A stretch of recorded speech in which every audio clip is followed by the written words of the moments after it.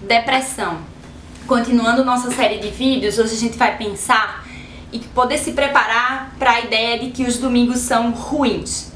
Quando a gente tem depressão, viver de segunda a sexta pode ser algo meio mecânico, né? Eu já me obrigo a levantar da cama para ir cumprir aquela responsabilidade que eu tenho de segunda a sexta.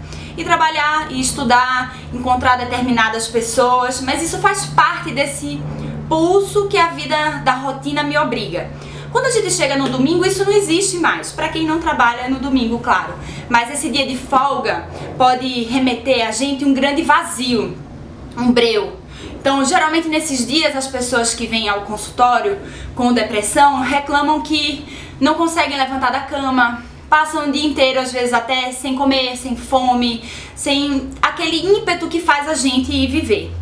E eu quero trazer um pouco de reflexão aqui pra gente, que a gente pode se preparar para esse dia. Se ele é um desafio e se ele me remete à rotina que eu vou recomeçar mesmo sem querer, a gente pode se fortalecer nesse dia para continuar vivendo a nossa rotina. Quando os chineses falam de depressão e falam sobre imagens que nos remetem a essa situação, imagens da natureza, processos que são muitas vezes refletidos na gente como ciclos que acontecem na natureza, já que a gente também é parte dessa natureza, os chineses vão falar de abismo, de uma queda que nunca para. Essa força que puxa a gente só que para baixo. Então quem tem depressão luta muito contra essa força que puxa, né? E sobre a gente tentar entender o que está acontecendo e às vezes não conseguir. Tentar retomar a força, a vontade de viver, a vontade de fazer novas coisas, mas não ter.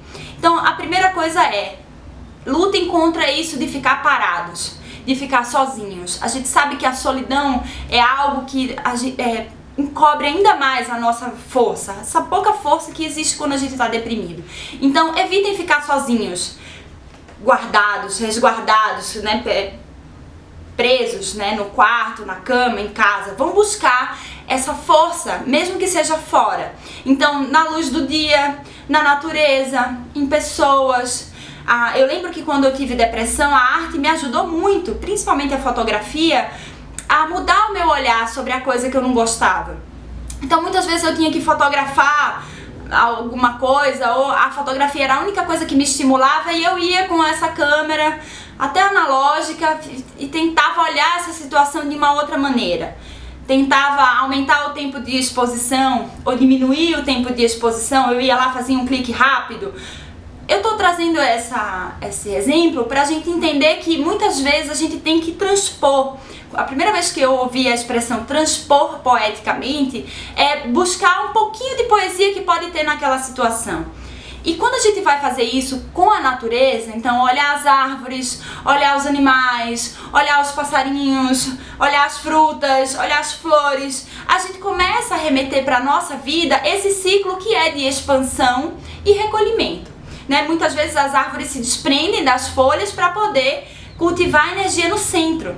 Então, nem a gente pode gastar demais nesse período depressivo, nem pode gastar de menos. Tem um fluxo mínimo que a gente precisa manter de se estimular, se preparar para esse domingo, fazer uma lista de lugares que podem nos inspirar, de pessoas que podem nos fazer bem, de tomar um pouco de sol, de comer aquela comida que vai fortalecer a gente para a semana. Às vezes a gente vai se engajar com o cozinhar, ou com aquelas pessoas que cozinham e que você gosta de observar, que inspiram a gente nesse fluxo da rotina, né? Busquem essa troca, que pode parecer mínima, onde você não está totalmente entregue agora no início, mas que isso pode trazer uma grande virada na rotina, tá certo? Essa nutrição, esse preparo, pode transformar o domingo do pior dia da semana para o melhor dia, para onde eu vivo aquilo que eu gostaria de viver, onde eu encontro as pessoas que eu gostaria de encontrar e me preparo para esse fim de ciclo que pode estar